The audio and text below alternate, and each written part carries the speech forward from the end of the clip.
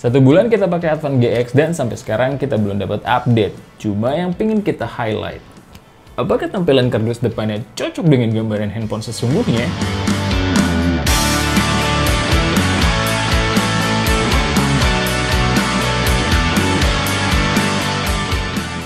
Hai Smart Buyer, gue Rizky. Kali ini kita akan full review untuk Advan GX setelah pemakaian 1 bulan. Kira-kira gimana dengan plus minusnya? Let's check this out.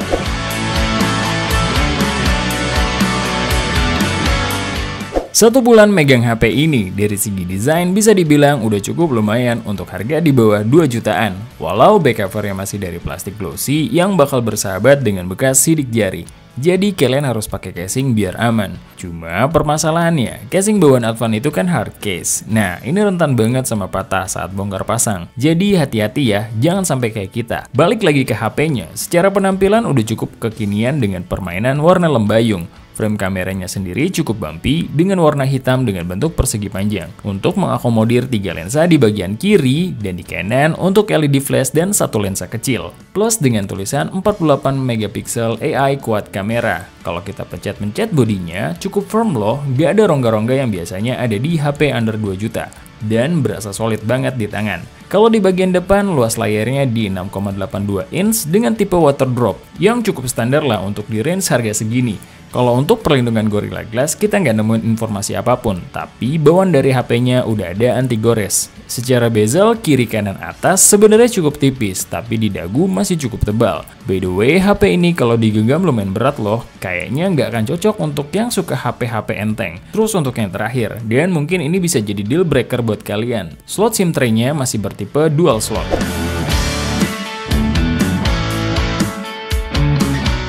Kalau untuk experience kita selama sebulan di sisi layar, termasuk yang biasa aja dan gak ada yang spesial. Tapi kalau kalian suka layar besar, mungkin ini spesial buat kalian karena luas layarnya di 6,82 inch. Untuk panelnya sendiri, kalau kita cari info di luar sana sih panelnya IPS dengan resolusi HD+, dan refresh rate-nya di 60 Hz. Secara pewarnaan gak terlalu vivid, tapi color gradingnya gak terlalu jauh dari warna aslinya. Kalau untuk nonton YouTube atau dipakai nonton masih cukup enak dan bisa deliver warna dengan baik. Terus feel scroll-nya juga layaknya layar 60 Hz, masih standar aja lah. Saat kita coba di controllable area, semua areanya masih tercover, cuma agak susah menjangkau di sudut-sudut HP.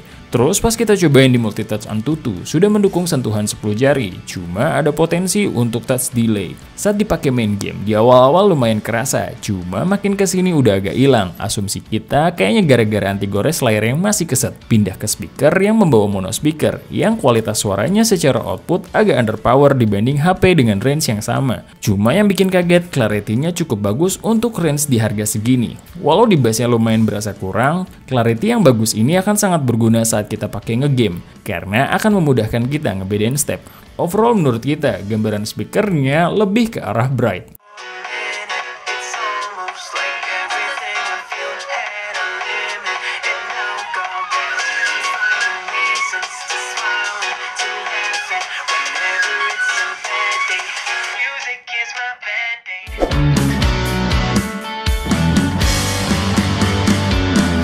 Walau udah 1 bulan lebih kita pakai HP ini, tapi nggak ada sama sekali update. Bayangin, security patch yang kita terima itu di tanggal 5 April 2021.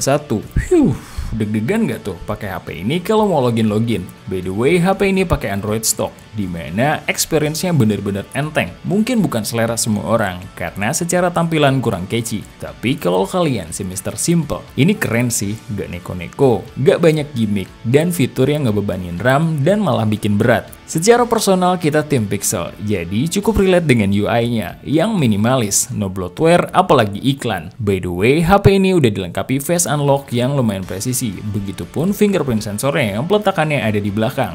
Untuk kecepatan storage-nya, di sini lumayan lambat, apalagi skornya di bawah 10.000. Kalau yang pakai eMMC, seharusnya di atas 10.000 sih skornya. Untuk penangkapan sinyal, HP ini cukup keteteran karena sinyalnya lumayan naik turun antara 4-5 bar di kondisi cerah. Terus di bagian yang termasuk terlemah di HP ini, yaitu penangkapan Wi-Fi-nya. Wi-Fi kita yang di lantai 1 dengan jarak 12 meter. Selemah-lemahnya HP yang udah pernah kita tes, seenggaknya sinyalnya nahan di 2-4 bar lah. Kalau di HP ini 2 bar aja udah bagus banget. Bahkan di SSID yang namanya P4N5_EXT ini deket banget jaraknya, cuma 2,5 meter paling. Tapi sinyalnya nggak penuh juga. Saat kita lakukan speed test, hasilnya lesu banget. Padahal paketan internet kita 100 Mbps loh.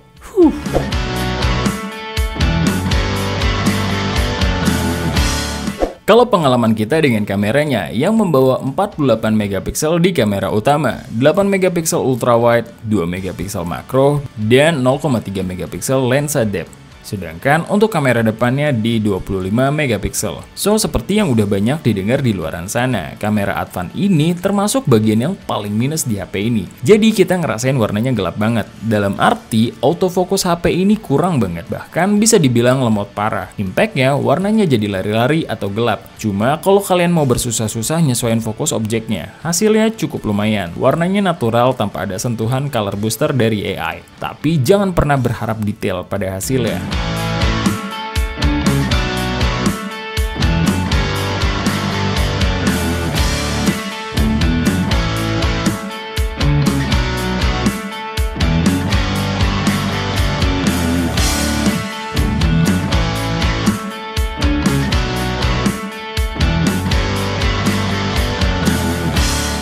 Yang cukup kaget, ternyata HP ini punya ultrawide, yang hasilnya nggak banget sih. Detailnya habis dan menurut kita skip aja lah.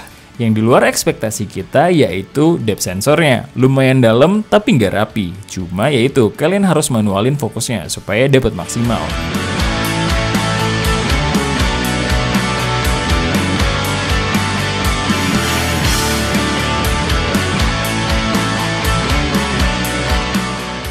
Nah, yang paling minus baru di low light-nya. Hasilnya nggak banget. Udah pasti noise dan detailnya abis banget di sini. Night mode-nya pun juga nggak ngebantu menurut kita. Cuma nambahin brightness-nya aja, tanpa mengurangi noise yang dihasilkan foto.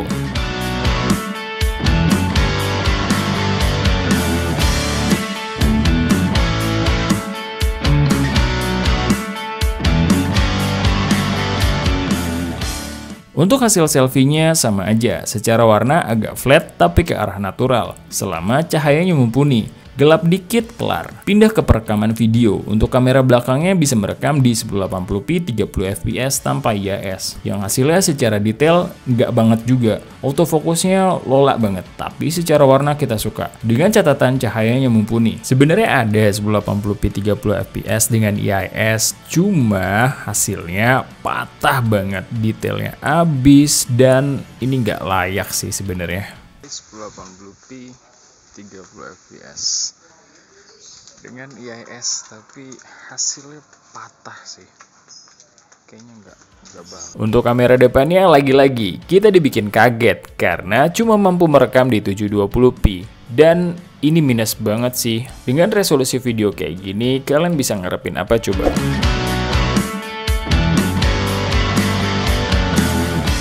Untuk pengalaman kita dengan performa HP ini, bisa dibilang ini yang terbaik dari HP ini. Membawa chipset Unisoc Tiger T618 dengan RAM 6GB dan storage-nya di 64GB. Skor Antutunya bisa dapat di 230 ribuan. Bahkan setelah bermain game non-stop selama 3 jam 54 menit, skor Antutunya masih di 229 ribuan. Untuk Genshin Impact, kita main di settingan lowest aja, udah cukup enak. Kalian bisa main cukup stabil di sini dengan beberapa kali frame drop, tapi nggak sampai mengganggu banget. Namun untuk suhunya cukup tinggi. Kalau di layar sih cuma 41 derajatan, sedangkan di bodi belakangnya bisa mencapai 47 derajatan. Untuk CODM kalian bisa main, tapi nggak lancar-lancar banget.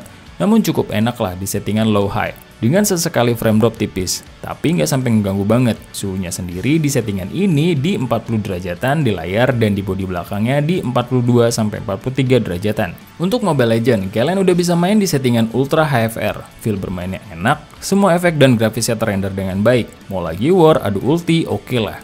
Untuk suhunya sendiri di sisi layar ada di 40 derajatan dan di back cover ada di 43 derajatan. Kalau untuk PUBG Mobile, kalian bisa main di Smooth Ultra dengan cukup nyaman. Terhitung sangat dikit frame dropnya, bahkan gyronya bisa dipakai di sini, walau nggak bisa dibilang lancar-lancar banget. Untuk suhunya agak adem kalau di sini, di layar di 39 derajat dan di back covernya cuma di 43 derajatan aja. Untuk Free Fire, udah bisa main di ultra high FPS. Hasilnya nyaman banget di settingan ini, bahkan Redmi Note 10 aja masih nge-lag main di settingan ini.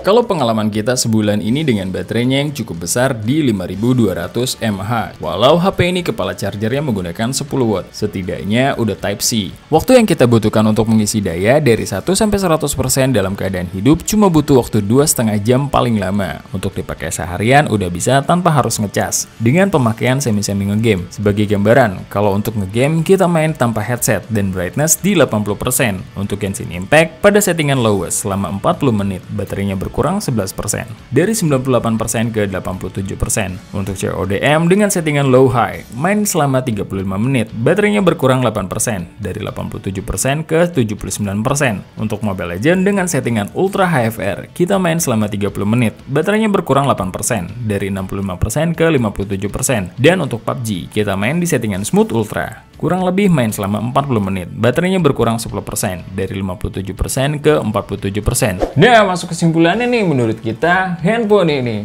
bagus kok dan ada segmennya, terutama di sektor gaming. Tapi yang jadi catatan, lihat deh kardusnya.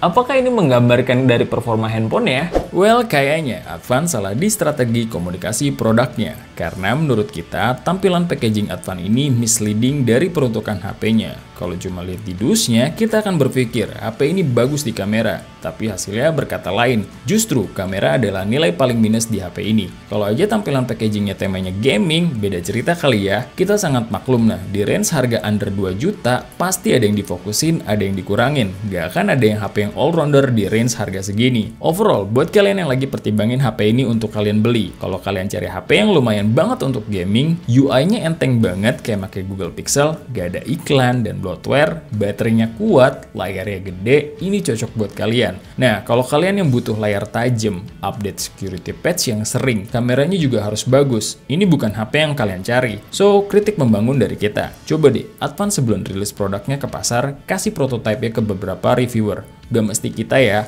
kita mah masih pick. Minta insight dari mereka, HP ini bagus di mana dan kekurangannya di mana. Karena sudut pandang orang yang udah pegang banyak HP biasanya lebih terbuka. Setelah dapat datanya, baru deh kalian tentuin komunikasi produknya akan gimana. Dan market gak akan kebingungan lagi setelah ngelihat produk kalian. Tugas kita cuma nge-review, lagi-lagi keputusan di tangan kalian. Thank you for watching. Sebelum pamit, ingat, research before you buy and be smart buyer. See ya!